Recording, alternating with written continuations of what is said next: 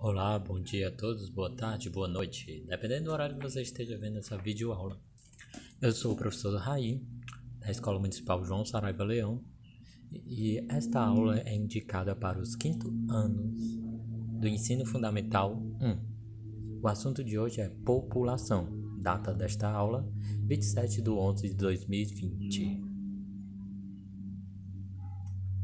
Quanto à população, a primeira coisa que temos de ter em mente é as características da população brasileira. Aqui eu trouxe alguns pontos para ficar de forma bem adaptada a vocês. Primeiro, formada pela população rural, que é a que vive no campo, e urbana, que é a que vive na cidade. Até 1960 a população era mais rural.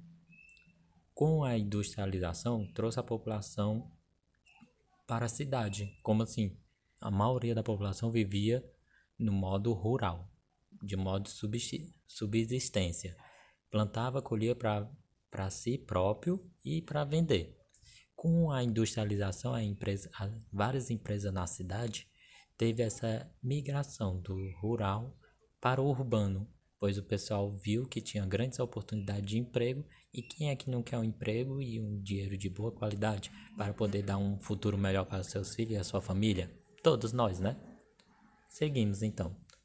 Em 1970, a maior parte da população já era urbana, ó. Com essa migração, todo mundo saindo do interior, do seu interior, vindo para a cidade, lotou a cidade. Lotou de pessoas querendo uma oportunidade de emprego e lotou também de pessoas que não conseguiram oportunidade de emprego, que são as pessoas que moram na rua.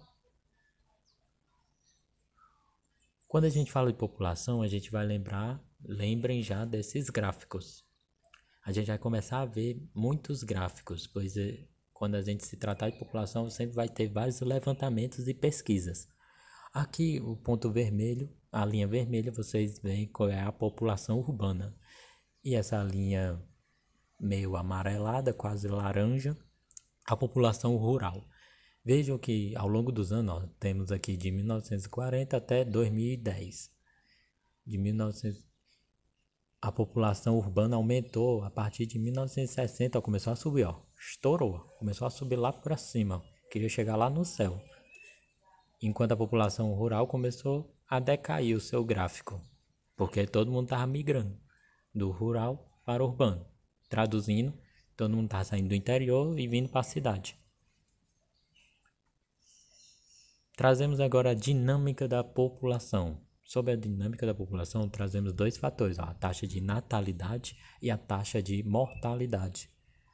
Natalidade, lembrando, não é Natal. Natalidade é o número de pessoas que nascem por 1.000 habitantes. É a taxa de pessoas que nascem todo dia ou todo mês. Para cada momento tem um gráfico. Taxa de mortalidade é a taxa de pessoas que acabam falecendo ou morrendo.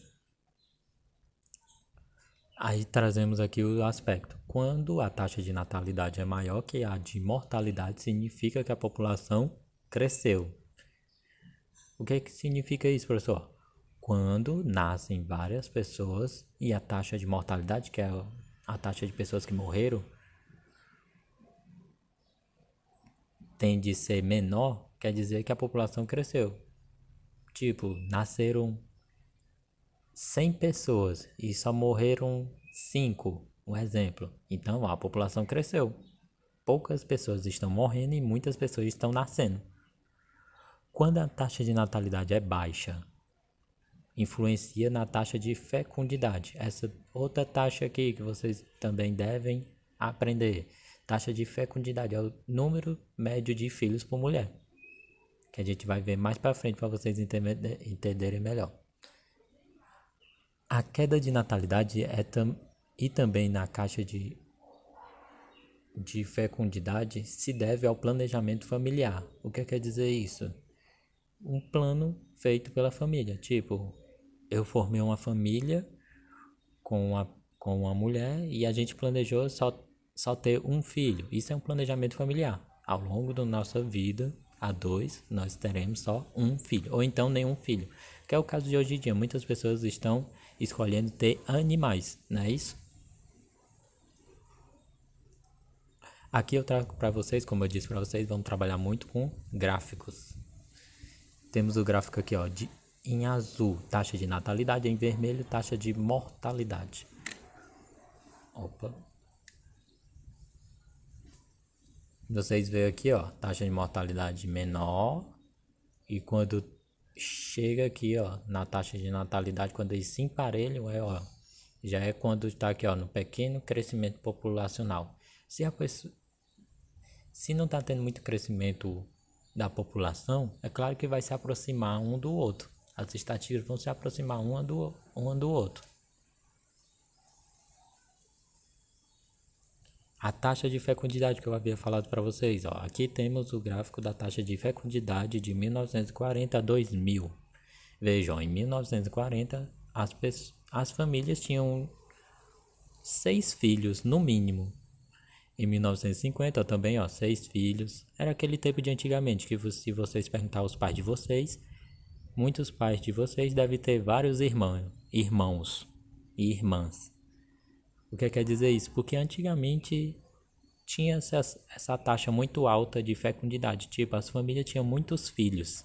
Até porque trabalhavam de forma rural. Então, precisava de vários filhos para poder ajudar também, né? Um plantava, um colhia, o outro cuidava dos produtos, o outro ia para a cidade para vender. Com isso, com a industrialização e as grandes oportunidades de emprego, com essa migração, o que foi que aconteceu? Ó? De 1970 até 2000 teve uma decaída. Ó, em 2000 era 2 filhos por família. 2 filhos por família. Hoje em dia está menor ainda essa taxa. Se a gente for procurar na internet, está melhor ainda. Menor ainda. O que quer dizer isso? Pode ter de um filho a nenhum filho, porque muitas pessoas, como eu disse, estão adotando animais. Aqui eu trago outro fator que influencia na dinâmica da população, que é a esperança de vida. O que é isso, professor? Esperança de vida é o número de anos que uma pessoa vive. Atualmente, aqui no Brasil, a gente vê aqui pelo gráfico, ó. Aqui temos todos os países. No Brasil, estamos aqui, ó. Em 1960 tinha 55 anos a esperança de vida. Até os 55 as pessoas viviam. Em 1980 as pessoas aqui no Brasil viviam até... A expectativa de vida era 63 anos. Em 2000 a expectativa de vida era 68 anos. E em 2020 a expectativa de vida é 72 anos. Então, a expectativa de vida, não é que vocês vão viver até os 72 não, porque tem gente que passa dos 72, tem gente que não chega nos 72 por vários outros N fatores. Isso daqui é só uma estimativa de seguindo e vendo a população. Tipo, estamos tendo muitas mortalidades de pessoas que já chegaram nos 72. Por isso que fica nessa média. Aí aqui eu trago para vocês, ó, outro gráfico. Aqui é sobre as idades, ó. Do lado esse lado que está de vermelho são as mulheres e do lado azul os homens.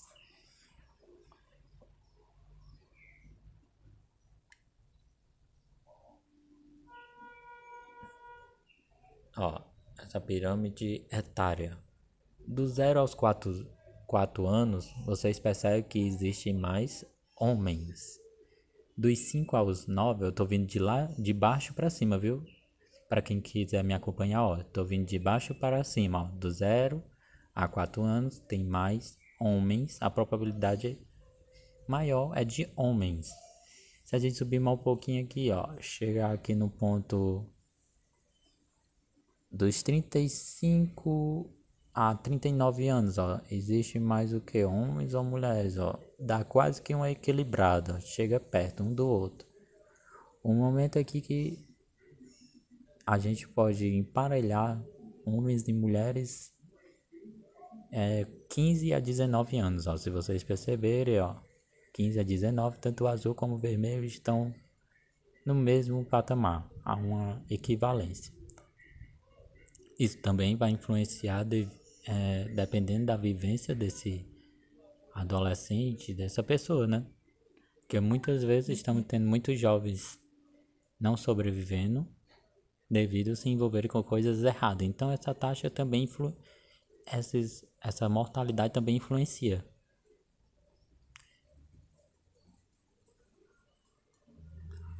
Essa pirâmide que vocês viram é chamada de pirâmide etária, que é um gráfico que mostra o número de habitantes dividido por gênero e idade. Por meio dela a gente dá para perceber a natalidade, a longevidade, a idade média da população e outros fatores. Para a diminuição da taxa de mortalidade e o aumento da esperança de vida da população brasileira é consequência das campanhas de vacinação. O que quer dizer isso? As vacinações são muito importantes, até para esses gráficos que a gente está trabalhando sobre a população. Porque sem vacinação, se vocês não tiverem em dia com o cartão de vacinação de vocês, a expectativa de vida de vocês não vão ser tão alta, ou talvez não chegarão na expectativa que os gráficos indicam. Porque vocês estarão mais propícios a ter algumas doenças, e não é isso que a gente quer. Bem, foi uma explicação aqui bem rápida. Qualquer coisa a gente estará à disposição para tirar dúvidas. E fica aqui a atividade de fixação: copiar e responder no caderno. Complementando, claro, começando pelo cabeçalho, coloquem depois a matéria e depois coloquem as perguntas junto às respostas. Temos aqui na atividade de fixação também para vocês trabalhar com gráfico. Vocês vão observar o gráfico e responder algumas questões. Temos aqui 8 questões. Então, vamos pôr a mão a obras. Mãos a obras. Essa foi mais uma videoaula curta, simples e resumida. Espero todos na próxima aula.